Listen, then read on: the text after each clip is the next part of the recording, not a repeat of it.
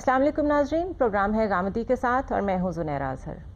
ہمارا آج کا پروگرام آپ کے سوالات پر مبنی ہے۔ ہم نے پریویسلی جو کچھ شوز کیے ہیں اس کے ٹاپکس میں جو سوالات رہ گئے آپ کے ذہنوں میں پیدا ہوئے وہ ای میلز کے ذریعے ہم تک پہنچتے رہتے ہیں، اور ہماری کوشش ہوتی ہے کہ ہم ایک آدھا پروگرام ایسا ضرور ترتیب دیا کریں جس میں ہم آپ کے ان سوالات کو انکارپوریٹ کر سکیں۔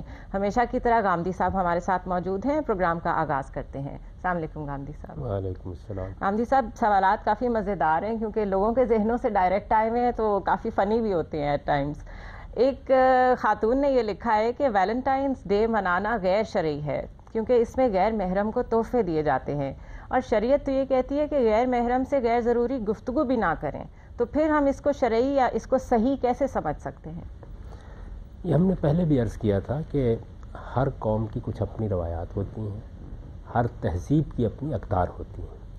ان اقدار کی وجہ سے ایک ذہن بن جاتا ہے اور اس میں آپ پھر زندگی بسر کرتے ہیں۔ اس سے پہلے دنیا مختلف خطوں میں بٹی ہوئی تھی، یعنی ایک زمانہ وہ بھی رہا ہے کہ وزیر آباد کے چاقو بنتے تھے اور کسی اور جگہ کی ململ بن جاتی تھی، اور لوگوں کو معلوم نہیں ہوتا تھا کہ وہ چاقو کہاں سے آئے ہیں اور وہ ململ کہاں سے آئی ہے۔ بالکل صحیح۔ اب دنیا ایک گلوبل ولیج بن چکی ہے۔ جس طریقے سے ہم ہندوستان میں آئے مسلمان کی حیثیت سے، تو یہاں پہلے سے بہت سے تہوار تھے، روایات تھیں اور اس طرح کی چیزیں تھیں، تو ہم نے ان میں سے بہت سی چیزوں کو اپنا لیا۔ یعنی اگر کسی چیز کے اندر کوئی شرک نہیں ہے، کوئی خرابی نہیں ہے، کوئی اخلاقی قباحت نہیں ہے، تو ہم اس کو اپنا لیتے رہے ہیں۔ یہ چیز قوموں کے مابین ہر جگہ ہوتی ہے، یعنی مسلمان اگر مراکش میں گئے ہیں یا مصر میں گئے ہیں یا افریقہ میں گئے ہیں تو وہاں بھی کچھ روایات، کچھ رسوم ایسے ہیں کہ جن کو لوگوں نے اپنا لیا۔ دنیا بھر میں اب کوئی چیز ایک جگہ پیدا ہوتی ہے ساری دنیا میں پھیل جاتی ہے، تو ہم نے یہ گزارش کی تھی کہ یہ تو بالکل ٹھیک ہے کہ ہماری اپنی روایات اور اقدار کے لحاظ سے یہ ایک اجنبی چیز ہے، لیکن آپ اس کے اوپر فتویٰ نہیں لگا سکتے۔ اس کی وجہ یہ ہے کہ کیا کیا جا رہا ہے۔ زیادہ سے زیادہ آپ یہ کہہ سکتے ہیں کہ ایک تحفہ دیا جا رہا ہے، تو تحفہ دینا کیا شریعت میں حرام کے درجے میں ہے، مکروہ کے درجے میں ہے؟ اچھا، کیا اپنی پسندیدگی یا کسی کے بارے میں اظہار کر دینا، اس کے اوپر شریعت نے کوئی پابندی لگائی ہے؟ شریعت تو اس وقت زیر بحث آئے گی جب کسی خرابی کی طرف آپ بڑھ رہے ہیں۔ صحیح۔ تو خرابی کیا ہے؟ خرابی یہ ہے کہ بدکاری کی جائے، آزادانہ جنسی تعلقات قائم کیے جائیں، یہ چیز ہمارے دین میں ممنوع قرار دے دی، اور وہ تو ہر حال میں ممنوع، اور وہ ہر حال میں ممنوع ہے۔ اب اس سے پہلے اگر کوئی اس طرح کا معاملہ ہے کہ آدمی اپنی پسندیدگی کا اظہار کر رہا ہے یا پیغام بھیج رہا ہے، آخر بھیجے جاتے تھے نا، یعنی قرآن مجید ایک موضوع کو زیر بحث لایا ہے۔ آپ دیکھیے ذرا، میں بتاتا ہوں وہ کیا موضوع ہے۔ موضوع یہ ہے کہ ایک خاتون کا میاں دنیا سے رخصت ہو گیا، ٹھیک، اب اس دوران میں اس نے دوسری شادی کرنی ہوگی، کیونکہ عربوں کے معاشرے میں تو یہ کوئی سوال نہیں تھا کہ عورت شادی کیے بغیر رہے گی، صحیح، لوگوں نے اس کو پیغام دینا ہے۔ قرآن مجید اصرار کر رہا ہے کہ آپ صبر کر لیں 4 مہینے 10 دن کم سے کم، ٹھیک، اس کے بعد آپ پیغام دے لیجیے گا، اور اس پر تبصرہ کرتا ہے کہ یہ ہمیں معلوم ہے کہ اس کے باوجود آپ کچھ نہ کچھ کریں گے۔ انسانی فطرت یہی ہے، وہ ایسے ہی کام کرتی ہے۔ تو اللہ تعالیٰ کا طریقہ یہ نہیں ہے کہ وہ اس طرح کی ہر چیز کو حرام حلال میں تقسیم کر دیتے ہیں۔ کوئی چیز اگر فاحشہ کی صورت اختیار کر گئی ہے یا اس کے اندر بدکاری کا کوئی عنصر شامل ہو گیا ہے تو ہمیں حرمت کا فتویٰ وہاں لگانا چاہیے۔ باقی چیزیں تہذیبی روایت ہوتی ہیں، کلچرل چیزیں ہوتی ہیں، ان میں حساسیت میں بھی کمی بیشی آتی رہتی ہے۔ یعنی مجھے یاد ہے کہ ہم لوگ اپنے دیہات میں ہوتے تھے، تو اگر فرض کر لیجئے کہ ایک خاتون کسی چارپائی پر بیٹھی ہوئی ہے اور دوسرے چارپائی کے کنارے پر آ کر کوئی نوجوان لڑکا یا کوئی اور اس طرح کا مرد بیٹھ گیا ہے، تو یہ بہت بڑا حادثہ تھا۔ صحیح، یہ کیوں ہوا ہے؟ کیا یہ حساسیت اب بھی باقی ہے؟ تو ایسا نہیں ہے۔ تو ہمیں یہ دیکھنا چاہیے کہ اللہ تعالیٰ نے کس چیز کو حرام کیا ہے، کس چیز کو ناپسند کیا ہے۔ اس دائرے کے باہر ہمیں اقدار اور تہذیبی روایات پہ کھڑے رہنا چاہیے۔ میں ایک چیز کو پسند کر سکتا ہوں، ناپسند کر سکتا ہوں، لیکن اس پر فتوے لگانے کا طریقہ کوئی اختیار نہیں ہے کسی کو، کیونکہ اللہ تعالیٰ نے اپنی کتاب قرآن مجید میں یہ بالکل واضح طور پر بتا دیا ہے کہ کھانے پینے کے سوا باقی صرف 5 چیزیں حرام ہیں۔ حق تلفی حرام ہے، کسی کے خلاف زیادتی کرنا، جان مال آبرو کے خلاف زیادتی کرنا حرام ہے، شرک حرام ہے، اپنی طرف سے دین بنانا حرام ہے، اور بدکاری حرام ہے۔ صحیح۔ تو اللہ تعالیٰ یہ کہتے ہیں کہ اس کے سوا کوئی چیز حرام نہیں ہے۔ ٹھیک، حرام حلال کے معاملے میں اللہ تعالیٰ کے اس واضح بیان کے بعد ہمیں یہ طریقے نہیں اختیار کرنے چاہیے۔ ہم اگر یہ سمجھتے ہیں کہ ہماری روایات کے مطابق نہیں ہے یہ تہوار، تو بس بات کو بھی اتنا ہی رکھنا چاہیے کہ اپنی روایات کا خیال رکھیے، اپنی اقدار کا خیال رکھیے، کوئی ایسا کام نہ کیجیے کہ جو ہماری روایات، اقدار یا ہماری تہذیب کے منافی ہو۔ یہ بات آپ کریں گے تو نوجوان نسل بھی آپ کی بات سنے گی، لیکن ہر موقع کے اوپر حرام اور حلال کی تلوار لٹکا دینا، اس کے لیے ہر شخص کو متنبع رہنا چاہیے کہ یہ خدا کی طرف سے بات کرنا ہے اور اس کو کرنے کے لیے آپ کے پاس ایک واضح سند ہونی چاہیے. ٹھیک. اور میں بہت معذرت کے ساتھ یہ عرض کرتا ہوں کہ ایسی کوئی واضح سند نہیں ہے, موجود نہیں. نیکسٹ کوشچن ہے سود پہ. یہ صاحب کہتے ہیں کہ ہمارا نظام معیشت سود پر قائم ہے, اس کو ختم کیا جانا چاہیے. اب اس میں سوال یہ پیدا ہوتا ہے کہ جب ایک اتنا بڑا سسٹم چل ہی اس سود کے نظام پہ رہا ہے تو غامدی صاحب اس کو ایک دم سے کیسے ختم کیا جائے؟ ایک دم سے تو خیر کچھ بھی نہیں ہو سکتا, لیکن آگے بڑھنا چاہیے. اور اس میں میرے نزدیک دو چیزیں ہیں جو بڑی اہمیت کی حامل ہو گئی ہیں. ایک چیز یہ کہ جو ہمارا جدید طبقہ ہے, یعنی جس نے جدید معیشت کی تعلیم پائی ہے, جدید معیشت کو سمجھتا ہے, اسے یہ جاننے کی کوشش کرنی چاہیے کہ وہ کیا چیز ہے جس کو اسلام ناپسند کرتا ہے. میں پہلے اس کو واضح کر دیتا ہوں. دیکھیے بات یہ ہے کہ جس وقت آپ فائنانسنگ کرتے ہیں, میرے نزدیک تو اب صورتحال یہ ہے کہ بینک کا بہت بڑا کاروبار اب اصل میں قرض دینا نہیں ہے, یعنی اگرچہ لفظ وہی استعمال کیا جاتا ہے لونز, لیکن حقیقت میں وہ فائنانسنگ کر رہا ہوتا ہے بہت سے پروجیکٹ میں, یعنی ایک طرح کی سرمایہ کاری, انویسٹمنٹ. اب جب اس طرح کی آپ سرمایہ کاری کر رہے ہوتے ہیں تو اس سرمایہ کاری میں کیا چیز نہیں ہونی چاہیے؟ میں نے جہاں تک اس کے اندر اتر کر دیکھا تو دو چیزیں نہیں ہونی چاہیے. ایک یہ کہ آپ کا کاروبار بند ہو گیا یا آپ کو کاروبار میں واضح نقصان ہو گیا, تو اس میں پھر آپ کو زائد کا مطالبہ نہیں کرنا چاہیے. یہ اخلاقی لحاظ سے کسی طرح یہ تو ایک مورل ویلیو سمجھ میں آنے والی بات ہے. اسی چیز کو اصل میں سود قرار دیا گیا ہے. تو یہ بات ہمارے جدید معیشت دانوں کو سمجھنی چاہیے, ان کے مختلف طبقات کو بھی سمجھنی چاہیے کہ اخلاقی قباحت کیا ہے, اللہ تعالیٰ نے کیوں اس کی حرمت کا اعلان کیا ہے. وہ اخلاقی قباحت بالکل نمایاں ہے, واضح ہے. دوسری جانب جو میں نے آپ سے عرض کیا وہ یہ ہے کہ جو ہمارا قدیم طبقہ ہے یا ہمارے علماء ہیں, ان کو یہ جاننا چاہیے کہ وہ کیا چیزیں ہیں کہ جو بالکل ٹھیک ہیں لیکن جو پرانی فقہ کے اندر اس طرح بیان ہو گئی ہیں کہ جیسے اسلام نے کاروبار کرنے کے بھی کوئی طریقے بتائے ہوئے ہیں. ایسا نہیں ہے. ٹھیک, یعنی کاروبار کرنے کے کوئی طریقے, جیسے کہا جاتا ہے نا کہ اسلام میں تو اصل میں شرکت اور مزاربت کا طریقہ ہے. نہیں, اس طرح اسلام نے کوئی کاروبار کرنے کے طریقے نہیں بتایا, نہ وہ بتانے کے لیے آیا ہے. اس کا موضوع یہ ہے کہ اخلاقی قباحت کے لحاظ سے اگر کوئی چیز کہیں پائی جاتی ہے تو اس کو وہ بتا دے, بس اس کو دور کر لیا جائے. نیکسٹ کوشچن ہے غامدی صاحب کے ایک سروے کے مطابق تقریباً 84% عوام ملک میں شریعت کا نظام چاہتے ہیں مگر شریعت نافذ کرنے والی جماعتوں کو ووٹ نہیں دیتے. یہ تضاد ہے یا فکری پختگی؟ نہیں, اس میں تو یہ سمجھتا ہوں کہ یہ بالکل انسانی فطرت کے مطابق ہے. دیکھیے کسی مسلمان سے آپ یہ پوچھیں گے کہ کیا آپ شریعت چاہتے ہیں, وہ یہ کہے گا یقیناً چاہتا ہوں. لیکن میرا پھر ایک سوال ہے, وہ یہ ہے کہ شریعت کے قوانین جو فرد سے متعلق ہیں ان پر لوگ عمل کتنا کر رہے ہیں؟ بالکل, یعنی وہ شریعت تو چاہتے ہیں, تو کیا شریعت یہ کہتی ہے کہ ان کو جھوٹ بولنا چاہیے, ان کو بددیانتی کرنی چاہیے, ان لوگوں کو مال لوٹنا چاہیے, ان کو دواؤں میں ملاوٹ کرنی چاہیے, ان کو بازار میں بیٹھ کے کم تولنا چاہیے؟ یہ شریعت کہتی ہے؟ نہیں. تو شریعت جن معاملات میں فرد کو کوئی حکم دے رہی ہے, کیا لوگ اس کی پیروی کر رہے ہوتے ہیں؟ یعنی مجھ سے آپ پوچھیں تو میں فرشتوں کے بارے میں تو یہ کہہ دوں گا کہ ان کو فلاں فلاں کام کرنا چاہیے. سوال یہ مجھے کیا کرنا چاہیے؟ صحیح, پرسنل لیول پہ بازار میں مجھے بیٹھنا ہے. یعنی کیا ہمارے ہاں لوگ مثال کے طور پر کوئی معاہدہ کر لیتے ہیں, کتنے لوگ ہیں جو اس کی پابندی کرتے ہیں؟ یعنی میں نے تو ایسے لوگوں کو دیکھا ہے کہ وہ ایک مرتبہ ایک بات کرنے کے بعد ایسے مکر جاتے ہیں کہ معلوم ہوتا ہے کہ کبھی انہوں نے یہ بات نہ کی تھی نہ کبھی ان کے وہم و گمان میں آئی تھی. یعنی اب ظاہر ہے کہ 30-35 سال کی پبلک زندگی گزارنے کے بعد میں اپنے تجربے کی بات یہ آپ سے بیان کر رہا ہوں کہ ہمارے یہاں اخلاقی لحاظ سے آخری درجے کی پستی آ چکی ہے. وہ پستی کہاں ہے؟ ہمارے علماء کی بدقسمتی یہ ہے کہ انہیں صرف عورتوں کا اسٹیج پر آنا یا اس طرح کی چیزیں بہت نظر آتی ہیں. وہ اخلاقی پستی ہمارے معاملات میں ہے اور آخری درجے کی پستی ہے. یعنی آپ اعتماد نہیں کر سکتے کسی آدمی پر. پہلی چیز تو میں یہ کہوں گا ان 84% لوگوں کو کہ ان کو خدا کی شریعت پر خود عمل کرنا چاہیے. اصل میں خدا کی شریعت کے بارے میں جب معاشرے کو شرع صدر ہوتا ہے, جب معاشرہ بحیثیت مجموعی عمل کر رہا ہوتا ہے, جب آپ کے ارباب حل وقت جو آپ کی سوسائٹی کا نظم چلاتے ہیں, جیسے آپ کی فوج کے اوپر کے لوگ ہیں, جیسے آپ کے اساتذہ ہیں, جیسے آپ کے دانشور ہیں, جیسے آپ کے سیاستدان ہیں, ان کو شرع صدر ہو جائے, ان کا دل مطمئن ہو جائے کہ یہ خدا کی شریعت ہے اور ہمیں اس پر عمل کرنا ہے. اس کے لیے یہ نفاذ کا لفظ بھی موضوع نہیں ہے, عمل کرنا ہے. یعنی یہ عمل نواز شریف صاحب کو بھی کرنا ہے, یہ عمل مجھے بھی کرنا ہے, یہ عمل آپ کو بھی کرنا ہے, یہ زرداری صاحب کو بھی کرنا ہے, یہ بازار میں بیٹھے ہوئے ایک آدمی کو بھی کرنا ہے, یہ ایک بیوروکریٹ کو بھی کرنا ہے. تو یہ عمل کرنے کا جذبہ پیدا ہونا چاہیے, فرد میں بھی پیدا ہونا چاہیے اور سوسائٹی میں پیدا ہونا چاہیے. باقی جو یہ پہلو آپ نے بیان کیا کہ وہ کیوں پھر مذہبی جماعتوں کو ووٹ نہیں دیتے, اس کی وجہ یہ ہے کہ ہمارے ہاں یہ بات پہلے دن سے طے ہے کہ سیاست کرنے کے لیے یا قوم کی سیاسی رہنمائی کرنے کے لیے اہل سیاست کو آگے آنا چاہیے. ہماری تاریخ کی ابتدا کہاں سے ہوئی ہے؟ ہماری تاریخ کی ابتدا مسلمان کی حیثیت سے عرض کر رہا ہوں, محمد رسول اللہ علیہ وسلم کے بعد ہوئی ہے. تو جن لوگوں کو مسلمانوں نے اقتدار سونپا مثال کے طور پر سیدنا ابوبکر صدیق رضی اللہ عنہ ہیں، سیدنا عمر رضی اللہ عنہ ہیں، سیدنا عثمان رضی اللہ عنہ ہیں، یہ علماء نہیں ہیں، یعنی یہ بڑے لیڈر ہیں. بالکل. اگر آپ علماء کی بات کریں تو علماء کی حیثیت اس وقت صحابہ میں کن کو حاصل تھی؟ عبداللہ بن مسعود رضی اللہ عنہ کو، عبداللہ بن عمر رضی اللہ عنہ کو، عبداللہ بن عباس رضی اللہ عنہ کو. کبھی کوئی ذمہ داری نہیں دی گئی تو عام طور پر بڑے بڑے لیڈروں نے یہ محسوس کیا کہ ذمہ داری کا حق نہیں ادا کر سکے. صحیح. یعنی یہ صورتحال ہے. تو اس وجہ سے ہماری قوم پہلے دن سے یہ جانتی ہے کہ کس کے کرنے کا کیا کام ہے. تو جب وہ سپرد کرتی ہے ذمہ داریاں تو اس وقت دیکھتی ہے کہ یہ سیاست ہے.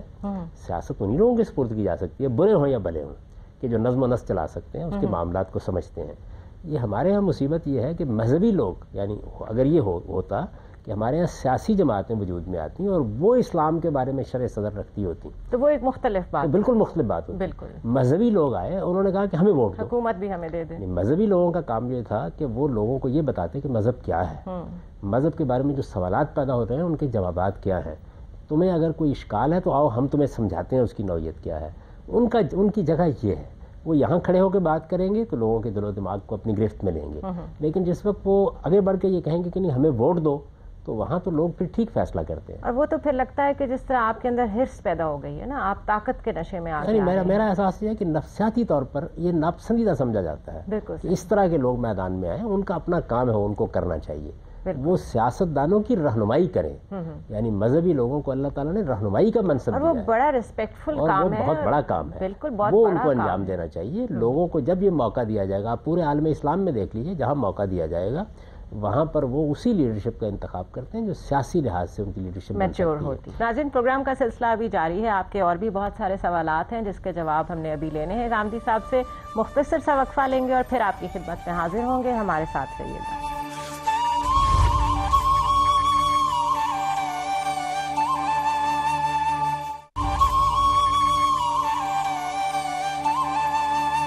ویلکم بیک ناظرین. ایک دفعہ پھر ہم آپ کے سامنے ہیں بریک کے بعد، اور ہم آپ کے سوالات کے جوابات لے رہے ہیں غامدی صاحب سے.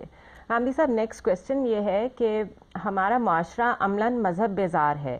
کیا نفاذ شریعت سے پہلے یہاں دعوت شریعت کا کام نہیں ہونا چاہیے؟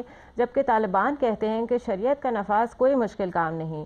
حکومت خلوص نیت کے ساتھ علماء کا ایک کمیٹی بنا دے تو وہ شرعی اصول واضح کر دے گی اور شریعت نافذ ہو جائے گی. دیکھیے، پھر میں وہی گزارش کروں گا جس سے پہلے میں نے کہا کہ یہ نفاذ شریعت کیا چیز ہے. ہمیں خدا کے دین پر عمل کرنا ہے. مجھے بحثیت فرد کرنا ہے. جی. میں شادی کرتا ہوں، اس سے خاندان وجود میں آتا ہے. کیا خاندان کے بارے میں اللہ تعالیٰ نے کوئی احکام دیے ہیں، ان پر ہمیں عمل کرنا چاہیے. اسی طریقے سے آپ نے کوئی ادارہ بنایا ہے، اس ادارے کے لیے کوئی اخلاقی اصول، کوئی اخلاقی اقدار دین میں مقرر کی گئی ہیں، ان پر عمل پیرا ہونا چاہیے. ریاست بن گئی، ایک منظم معاشرہ قائم ہو گیا، اس میں حکومتیں قائم ہو گئیں. اس کے لیے اللہ تعالیٰ نے کوئی ہدایت ہمیں دی ہے، مجھے بھی اس پر عمل کرنا چاہیے، آپ کو بھی عمل کرنا چاہیے. تو اصل چیز جو ہے وہ یہ ہے کہ جب آپ نفاذ شریعت کا لفظ بولتے ہیں تو ایسے معلوم ہوتا ہے کہ جس طرح آپ کوئی ایسی ریاست قائم کرنا چاہتے ہیں جس میں شریعت پر اب ریاست کو لوگوں کو عمل کرانا ہے. ٹھیک ہے. یہ اسلامی اصول کے مطابق نہیں ہے. اسلامی اصول کی روح سے مجھے یہ عمل کرنا ہے، آپ کو عمل کرنا ہے، اور جو لوگ ریاست کا نظم چلا رہے ہیں ان کو بھی عمل کرنا ہے. جب آپ یہاں سے بات کریں گے تو پھر یہ سوال پیدا ہوگا کہ کیا عمل کرنے کے لیے ہم فرد کی حیثیت سے تیار ہیں، کیا خاندان کے سربراہ کی حیثیت سے تیار ہیں، کیا اداروں کے بنانے والوں کی حیثیت سے تیار ہیں. تو میں یہ آپ سے عرض کرتا ہوں کہ اس میں ہم سب کوتاہیاں کر رہے ہیں. یعنی ہمارے انفرادی اعمال میں کوتاہیاں ہیں، ہمارے اجتماعی اعمال میں کوتاہیاں ہیں. اس میں علماء کو کیا کرنا چاہیے؟ انہیں وہ کرنا چاہیے اللہ نے ان کو بتایا ہے کہ لوگوں کو خبردار کرو، لوگوں پر دین کو واضح کرو، دین کی خود اچھی بصیرت حاصل کرو، اس کو لوگوں تک پہنچاؤ. اس وقت کیا یہ حقیقت نہیں ہے کہ پاکستان کے اندر بہت بڑی اکثریت مسلمانوں کی ہے؟ ایسا ہی ہے. جب بہت بڑی اکثریت مسلمانوں کی ہے تو نفاذ شریعت کا مطالبہ کرنے کے معنی کیا ہے؟ اور یہ ملک تو وجود ہی اسلام کے نام پہ آیا، کہا ہی جاتا ہے بالکل کہ لوگوں نے اسی بنیاد پر لیا ہے. اس کا مطلب یہ ہے کہ لوگوں کو جو اس وقت نظم و نسق چلا رہے ہیں دین سمجھانے کی ضرورت ہے. یہ کام اچھے اہل علم کو کرنا ہے. یعنی جس وقت میں آپ کو دین ایک عقلی طور پر سمجھا دوں گا، علمی طور پر آپ واضح ہو جائیں گی، تو اس کے بعد پھر آپ کے ہاں عمل ہونا ہے. بالکل. اچھا، عمل میں بھی کوتاہیاں رہیں گی جس طریقے سے افراد کے یہاں رہتی ہیں. جی. ہمارا مزاج کچھ اس طرح کا بن گیا ہوا ہے کہ ہم یہ چاہتے ہیں کہ ہم تو جھوٹ بولیں گے، ہم تو بددیانتی کریں گے، ہم ملاوٹ کریں گے، ہم معاہدات کی خلاف ورزی کریں گے، ہمارے حکمران ابو بکر عمر ہونے چاہیے. بالکل ایسا ہی. یہ کبھی نہیں ہوتا. بالکل ایسا. تو آپ کو بحثیت مجموعی اپنے پورے معاشرے کو تبدیل کرنا ہے, اور معاشرے کا نظم چلانے والے لوگ, جس کو ہماری تعبیر اور اصطلاح میں ارباب حل و عقد کہا جاتا ہے, یعنی باندھنے والے, کھولنے والے, جو معاشرے کا نظم چلا رہے ہیں, ان کو شریعت پر شرع صدر ہونا چاہیے. اگر آپ مجھ سے پوچھو تو میں یہ کہوں گا کہ نہیں ہے اس وقت. بالکل نہیں. اور جب نہیں ہے تو اس کا ظہور نہ انفرادی زندگی میں ہوگا نہ اجتماعی زندگی میں ہوگا. کیونکہ گاندھی صاحب, جن لوگوں نے ہم پہ حکومت کرنی ہے وہ ہم میں سے ہی نکل کے جائیں گے, کہ وہ کہیں باہر سے تو نہیں آئیں گے. جتنا علم یہاں عام پڑھے لکھے لوگوں کا شریعت کے بارے میں, اتنا علم ان کا ہوگا. دین کے بے شمار احکام ہیں جن کے بارے میں دور جدید نے بہت سے سوالات پیدا کر دیے ہیں. وہ ذہنی لحاظ سے اس پر واضح ہی نہیں ہے. جب واضح ہی نہیں ہے تو مطالبہ کس بات کا کیا جائے؟ تو ہمیں آگے بڑھ کر ان کو دین سمجھانا ہے. یعنی جو آدمی عالم ہے دین کا, یا دین کا کوئی فہم رکھتا ہے, اس کی بصیرت رکھتا ہے, اس کا کام یہ ہے کہ وہ اپنے معاشرے کے ذمہ دار لوگوں کو متنبع کرے اور بتائے. اب اس بتانے کا ایک نتیجہ نکلتا ہے. وہ نتیجہ یہ ہے کہ جس طریقے سے ہم فرد کو بتاتے ہیں, اپنے بچوں کو بتاتے ہیں کہ تمہیں نماز پڑھنی چاہیے, روزہ رکھنا چاہیے, اس پر عمل کرنے کا فیصلہ کس نے کرنا ہے؟ بتانے والے نے, یا جس نے سنا ہے. جب وہ بالغ ہو گیا ہے تو اس کے بعد آپ اس پر کوئی چیز ٹھوس نہیں سکتے. اسی طرح کا معاملہ پورے معاشرے کا بھی ہے. معاشرے نے یہ دعوت قبول کرنی ہے یا قبول نہیں کرنی. ہمیں یہ حق نہیں دیا گیا عالم کی حیثیت سے کہ ہم اس معاملے میں کوئی چیز ٹھوس دیں. مجھے یہ اصطلاحات سمجھ میں نہیں آتی. نفاذ شریعت یہ کوئی اصطلاح نہیں ہے. اسی طرح شریعت کا مطالبہ یہ کیا چیز ہے؟ یعنی شریعت کی دعوت دی جائے گی, پیغام پہنچایا جائے گا, اس کا استدلال واضح کیا جائے گا, لوگوں کے سوالوں کے جواب دیے جائیں گے. جب ان کے دل و دماغ اس پر مطمئن ہو جائیں گے تو وہ عمل کریں گے. اور گاندھی صاحب, اس سے ایک عجیب سی یہ فیلنگ پیدا ہوتی ہے کہ جو لوگ اس کا مطالبہ کر رہے ہیں وہ تو شاید کوئی بہت اچھے مسلمان ہیں اور بہت آئیڈیل مسلمان ہیں, اور جو اس کا مطالبہ نہیں کر رہے وہ شاید دائرہ اسلام سے خارج ہو گئے ہیں. اور آپ دیکھیں یہ ڈیوائڈ سوسائٹی میں نظر آ رہا ہے. ایک خاص طبقہ آپ کو کسٹوڈین لگے گا دین کا, ریلیجن کا, اور ایک خاص طبقہ جو کہ دلوں سے وہ بھی اچھے انسان ہیں, اچھے مسلمان ہیں, لیکن کیونکہ وہ اس طرح کا مطالبہ کرتے اور اونچا اونچا بولتے نظر نہیں آتے تو ان کو وہ لوگ اپنے دائرے سے باہر کرتے جا رہے ہیں. یہ اصل میں ہماری سوسائٹی کا ایک عجیب تضاد ہے. تو میرے نزدیک تو ان تمام تعبیرات کو اب ختم ہو جانا چاہیے. ہمارے ہاں دین میں واضح کر دی گئی ہے یہ بات کہ وہ لوگ جو دین کی بصیرت رکھتے ہیں اور دین کا علم رکھتے ہیں, ان کی جورسڈکشن کیا ہے. اللہ نے اپنے پیغمبروں کو بھیجا اس مقصد کے لیے, تو ان کو کیا کہا؟ انما انت مذکر لست علیہم بمسیطر. آپ کا کام بات پہنچانا, نصیحت کرنا ہے, آپ لوگوں پر دروغہ بنا کر نہیں بھیجے گئے. صحیح. علماء کے بارے میں جو سورہ توبہ کی آیت ہے جس میں بتایا گیا ہے کہ دین کے کچھ علماء بھی سوسائٹی میں ہونے چاہیے, تو اس میں یہ کہا گیا ہے کہ کچھ لوگ نکلیں معاشرے کے اندر سے. وہ نکل کر کیا کریں؟ یہ تفقہوا فی الدین, وہ دین کی سچی بصیرت پیدا کریں. پہلی چیز تو یہ ہے کہ آپ کا دین, آپ کا ایمان آپ سے کیا تقاضے کرتے ہیں, اس کا سچا علمی شعور آپ کے اندر ہو, تب کوئی آدمی دین کا عالم بنتا ہے. تبھی آپ اس کو امپلیمنٹ کرنے کی یا تاکید کرنے کے بھی قابل بنتے ہیں. اس کے بعد جو ان کو کام بتایا گیا ہے وہ کام یہ نہیں ہے کہ اٹھو اور مطالبہ کرو, جتھا بناؤ اور لوگوں پر ٹھونس دو, لوگوں کے سروں پر تلوار لے کر کھڑے ہو جاؤ, ان سے کہو کہ شریعت نافذ کرو, اس کے لیے احتجاج کرو, اس کے لیے میدان میں نکل آؤ. یہ نہیں کہا گیا. ان سے کہا گیا لینذروا قومہم اذا رجعوا الیہم, جب وہ دین کا علم حاصل کر کے لوٹیں تو وہ اپنی قوم کو خبردار کریں. اور خبردار کرنے کی حکمت عملی بھی قرآن نے بتا دی ہے.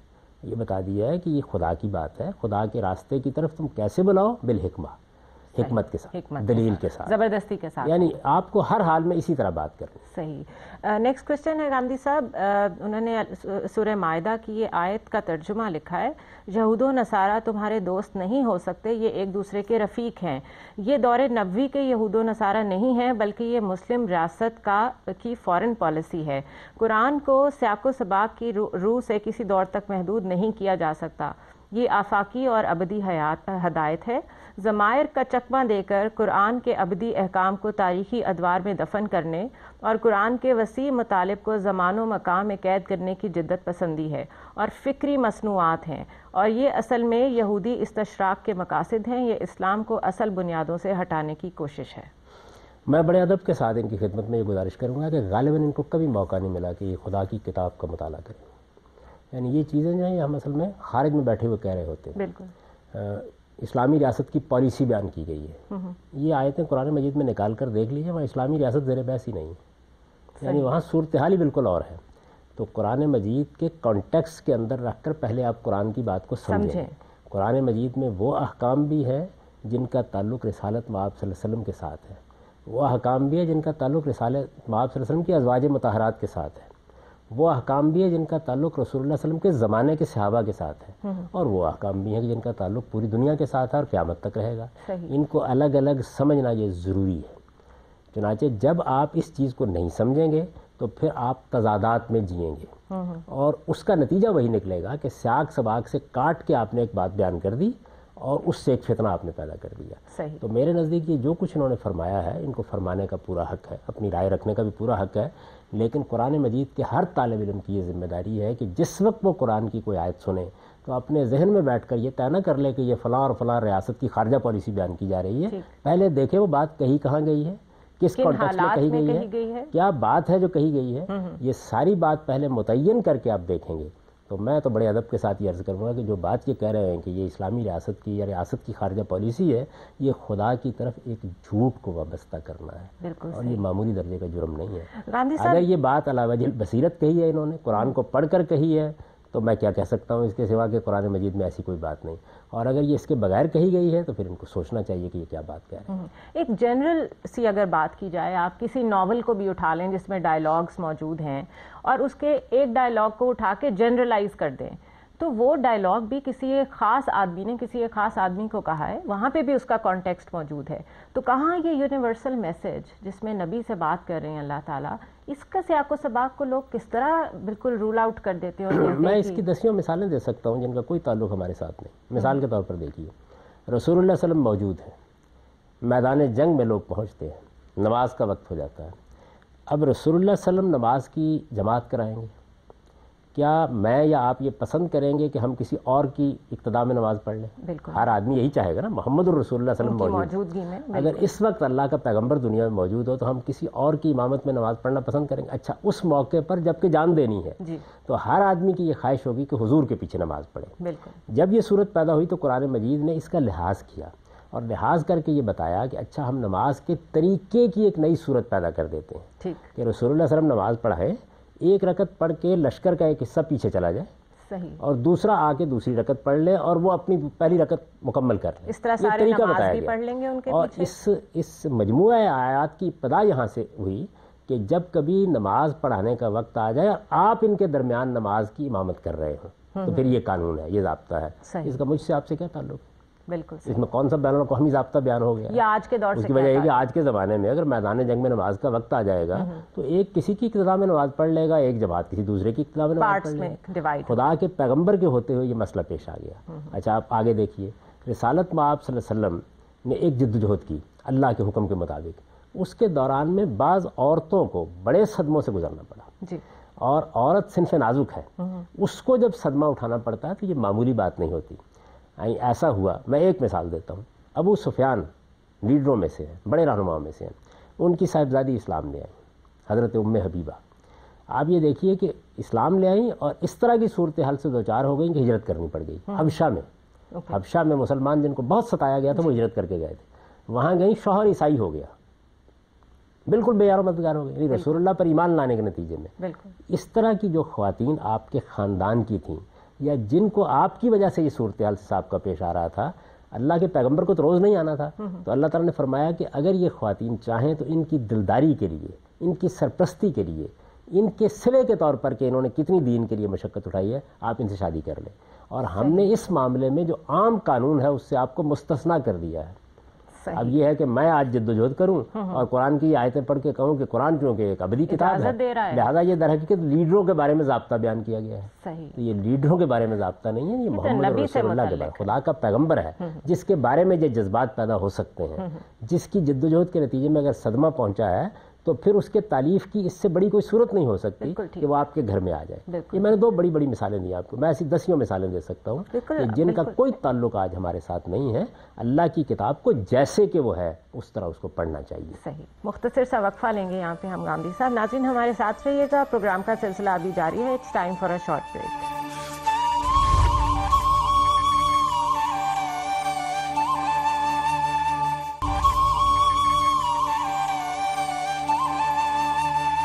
ویلکم بیک ناظرین، ایک دفعہ پھر ہم آپ کے سامنے ہیں اور آج کے پروگرام میں ہم آپ کے سوالات اور تنقیدات جو ہیں وہ گاندھی صاحب کے آگے رکھ رہے ہیں۔ گاندھی صاحب، سیاق و سباق کی جو آپ نے بات کی یہ بہت بڑی بات ہے، کیونکہ ساری مس انڈرسٹینڈنگز اوور آل اگر دیکھی جائیں تو اسی وجہ سے پیدا ہو رہی ہیں۔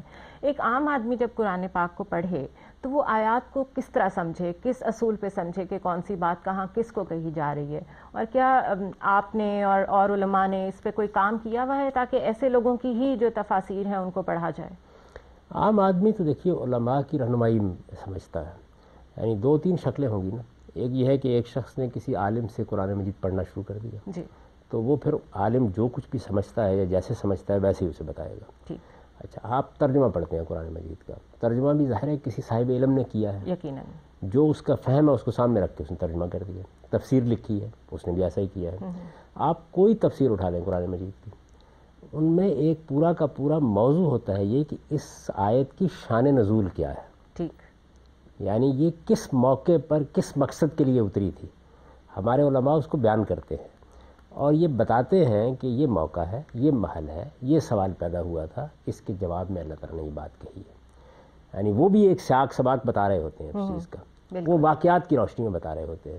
لیکن اگر آپ قرآن مجید کا مطالعہ اس طرح کرنا چاہتے ہیں کہ قرآن مجید اپنی ذات میں اپنے کانٹیکس کو کیسے واضح کرتا ہے, تو اس پر بھی بڑی اعلیٰ درجے کی چیزیں وجود میں آ چکی ہیں. مثال کے طور پر مولانا امین حسن اصلاحی کی تدبر قرآن ہے, ہمارے بر صغیر کے جلیل القدر علماء میں سے.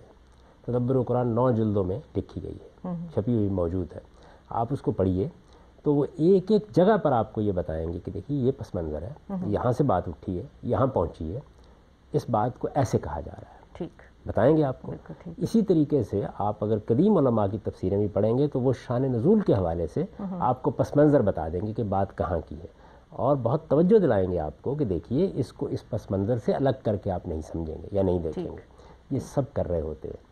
ہوتا کیا ہے, ہوتا یہ ہے کہ یا تو کسی صاحب علم کو غلطی لگ گئی, یا یہ ہے کہ وائز قسم کے لوگوں نے کسی مسجد میں ایک آیت پڑھ ڈالی, ٹھیک, یا یہ ہے کہ لوگوں نے قرآن مجید کھولا اور آگے پیچھے سے دیکھے بغیر, جیسے کہ ہمارے ہاں ترجمہ کیا جاتا ہے قرآن مجید کا کہ اس میں سیاق سباق کا خیال رکھا نہیں جاتا, عام طور پر لفظ کے نیچے لفظ رکھ دیا جاتا ہے, اس کو پڑھ لیا اور وہ یہ خیال کر رہے ہیں کہ یہ تو چونکہ ایک آفاقی کتاب ہے, ساری دنیا کو اس نے رہنمائی دینی ہے, تو اس میں جو بات کہی جا رہی ہے وہ اب ساری دنیا کو سنا دیجیے. تو کیا گاندھی صاحب لفظی ترجمہ پرابلمز کریٹ کرتا ہے؟ اس کا مطلب لفظی ترجمہ بھی پرابلم کریٹ کرتا ہے, اور جو محاورہ ترجمے کیے گئے ہیں ان میں بھی بعض اوقات مخاطب کا لحاظ کر کے ترجمے کے الفاظ کا انتخاب نہیں کیا گیا. تو اس طرح کی بہت سی چیزیں ہیں جو اس کا باعث بن رہی ہیں. اس کا طریقہ کیا ہے؟ اس کا طریقہ یہ ہے کہ ہم لوگوں کو زیادہ سے زیادہ ایجوکیٹ کریں. دیکھیے, ہونا تو یہ چاہیے کہ جب آپ اپنے بچوں کو تعلیم دیتے ہیں تو مسلمان بچے کو اتنی عربی سکھا دی جائے کہ وہ قرآن مجید کو براہ راست سمجھ سکے, بہت سے مسئلے حل ہو جائیں گے. بالکل صحیح. لیکن اگر ایسا نہیں ہے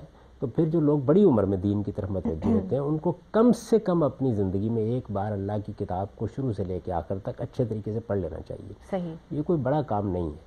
یعنی ایک بار آپ کاغذ پینسل لے کے اگر بیٹھ جائیں اور ہفتے میں 2 گھنٹے بھی وقف کر دیں اس کام کے لیے تو زیادہ وقت نہیں لگے گا. 1-2 سال میں آپ قرآن مجید کے بڑے حصے سے واقف ہو جائیں گے, اور یہ معلوم ہو جائے گا آپ کو.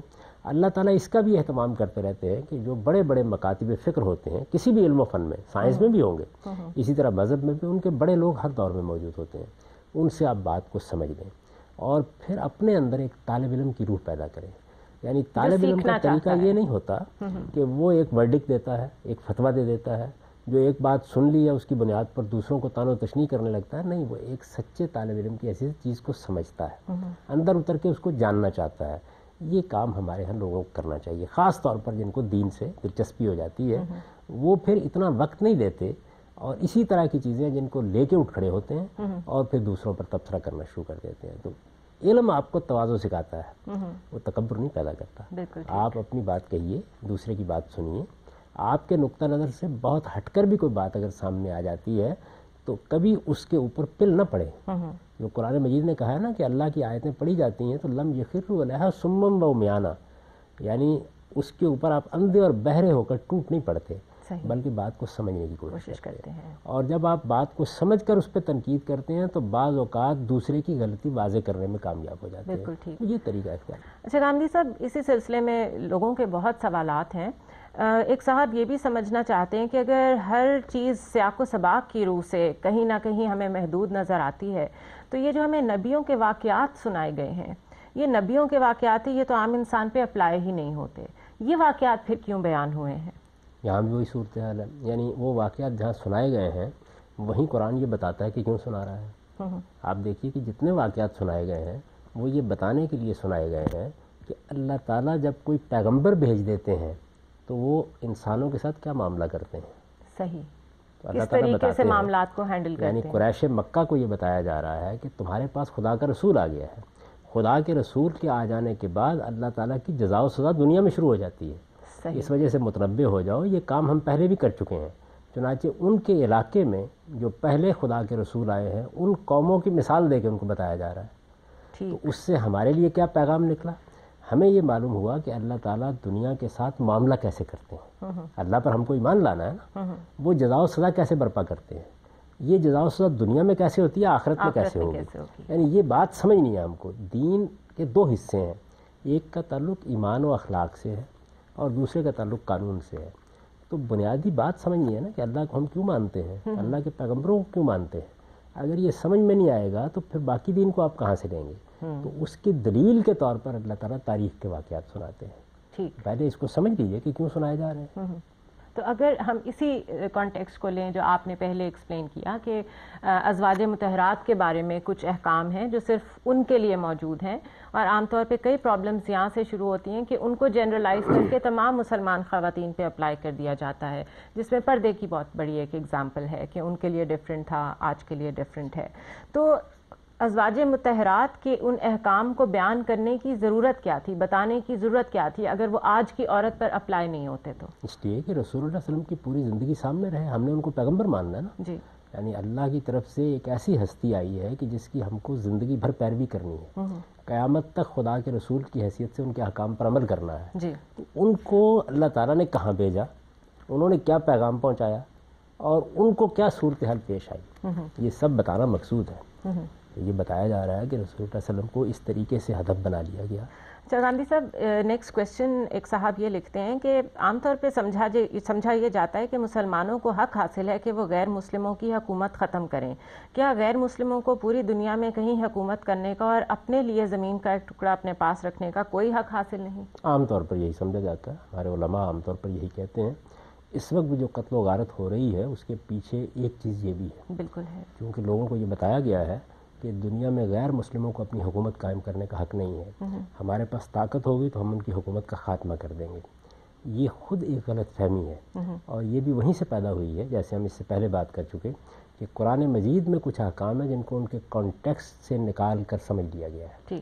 قرآن مجید یہ کہتا ہے کہ جس وقت خدا کا پیغمبر آ جاتا ہے تو خدا کے پیغمبر کے آ جانے کے بعد اس کے ساتھیوں کو لازماً غلبہ حاصل ہوتا ہے، اور ان کے لیے ایک علاقہ متعین کر دیا جاتا ہے جس علاقے میں تمام حکومتیں بھی ختم کر دی جاتی ہیں. یعنی یہ خصوصی احکام ہے اللہ کے پیغمبروں کے بارے میں. اب ان کو ہم نے اٹھایا ہے اور اپنے لیے عام کر دیا، اپلائی کر دیا ہے. یہ غلطی کئی جگہوں پہ اوپر ہوئی ہے. اور یہ جتنی آپ کو اس وقت صورت نظر آ رہی ہے کہ جس میں معلوم ہوتا ہے کہ ہم دنیا پر پل پڑے ہیں، ہم دنیا کو جینے کا موقع دینے کے لیے تیار نہیں ہیں.